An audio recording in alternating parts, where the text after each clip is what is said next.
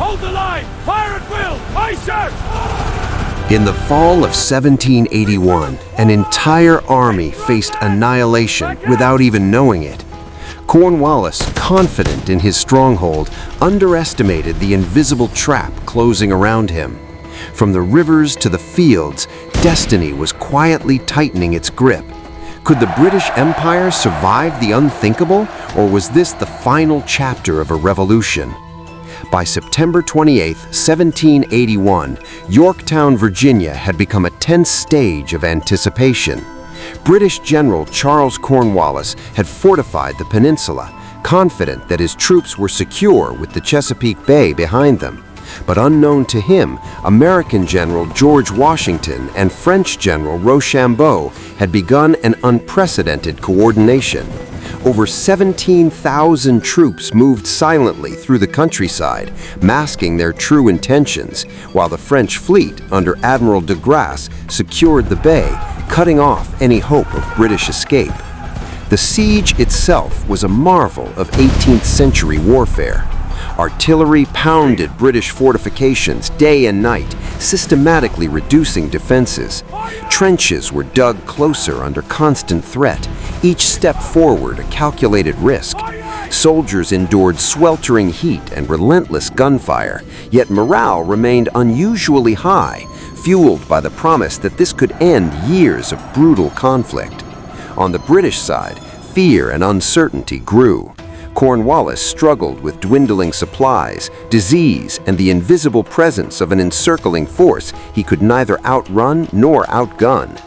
The fields surrounding Yorktown were filled with the tension of inevitability. Smoke rose in the morning mist, merging with the cries of men and the distant roar of cannon. The psychological weight of encirclement began to crush the British, turning strategy into desperation. Each artillery blast was not only a physical assault, but a signal that history itself was being rewritten on those very grounds. Yet, while the Americans and French tightened their grip, Cornwallis faced a critical decision that would test his leadership, his army, and the very resolve of the British crown. The stakes of surrender loomed closer than ever. Cornwallis believed escape was still possible, yet unseen forces were closing every route. Trenches advanced under moonlight, cannons whispered destruction, and an entire army waited silently for a single mistake. Could the British break free, or was Yorktown already a trap from which there was no return? The answer would shock both empires. By early October 1781, the encirclement of Yorktown had become nearly complete. Washington's and Rochambeau's forces meticulously tightened the lines, transforming the peninsula into a deadly maze of trenches, artillery, and sharpshooters. French forces dominated the Chesapeake, preventing reinforcements or evacuation by sea. Every attempt Cornwallis made to scout or reposition was met with unseen eyes and hidden guns, leaving the British trapped within their own defenses. The siege tactics were relentless. Siege parallels, long, narrow trenches dug progressively closer to British lines, allowed artillery to rain destruction with devastating precision. Night after night, soldiers risked sniper fire and sudden bombardment to extend their lines, inching closer to the redoubts that guarded the town. Inside, the British troops faced exhaustion, hunger, and disease. Morale began to fray as the reality sank in. They were not only surrounded, but systematically crushed in a war of attrition. Amid the chaos, civilians in Yorktown lived in terror, their homes caught between shifting artillery fire and military necessity. Smoke filled the skies, mixing with the acrid smell of gunpowder. Every day became a psychological trial, a constant reminder that survival required more than courage. It demanded impossibilities. Cornwallis moved his limited forces to strengthen weak points, yet even he could sense the inevitability. The soldiers' eyes, once filled with confidence, now reflected anxiety and doubt, mirroring the fate of an empire under siege. And then, as the lines drew ever closer, a decisive assault loomed, one that would shatter the British defense and force a confrontation that could end the war forever. The final push was about to begin. Cannons roared, trenches became killing grounds, and hope for the British dimmed with every passing hour. Yorktown was no longer just a battlefield, it was a trap closing with terrifying precision. Could Cornwallis rally his forces for one last desperate stand, or was history already writing the final lines of the British Empire in America? By mid-October 1781, the siege had reached its climax. The Americans and French launched coordinated assaults on the British redoubts, striking key defensive positions with fierce determination. Mortars and cannons tore through fortifications, reducing walls to rubble, while sharpshooters targeted any who dared emerge.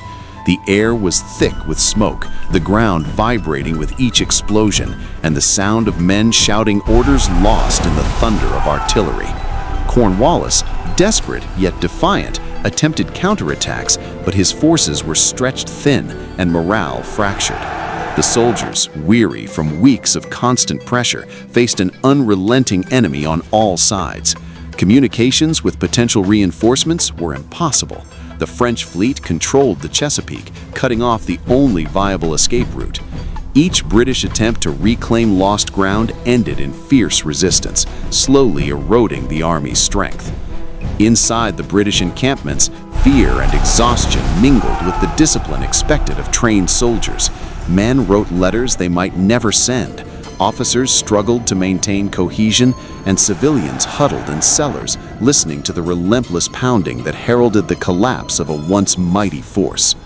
On the American and French side, determination and hope surged. Each advance was a step toward ending a long, costly war, each success fueling morale and sharpening focus. By October 14th, key redoubts had fallen, signaling that the British defensive line was irreparably weakened. Cornwallis faced a grim reality. The siege was no longer just a tactical engagement, it was a matter of survival. With defenses shattered and supplies dwindling, the stage was set for the ultimate decision, a surrender that would echo across the world and redefine the fate of empires. The final act was unavoidable. The guns fell silent, yet the weight of defeat hung heavy in the air. Cornwallis, once confident, now faced the unthinkable: surrender. In a single act, years of war, countless lives, and the fate of an empire shifted forever. How could a small peninsula in Virginia determine the course of a continent and the birth of a new nation? On October 19, 1781, the inevitable occurred. Surrounded on land and sea, with artillery tearing through the last British defenses and no hope of reinforcements, General Cornwallis formally surrendered to the combined forces of George Washington and the French army. The ceremony was solemn, yet monumental. Soldiers marched forward under the watchful eyes of their enemies, drums echoing, flags lowered. Cannons were silent, the battlefield momentarily still, but the significance resonated far beyond Yorktown. The surrender marked the collapse of British military power in the American colonies. More than 8,000 troops laid down their arms, prisoners of war facing an uncertain future. The Americans and French, though victorious, bore witness to the human cost of conflict. Exhaustion, disease, and loss etched into the faces of men who had endured months of relentless fighting.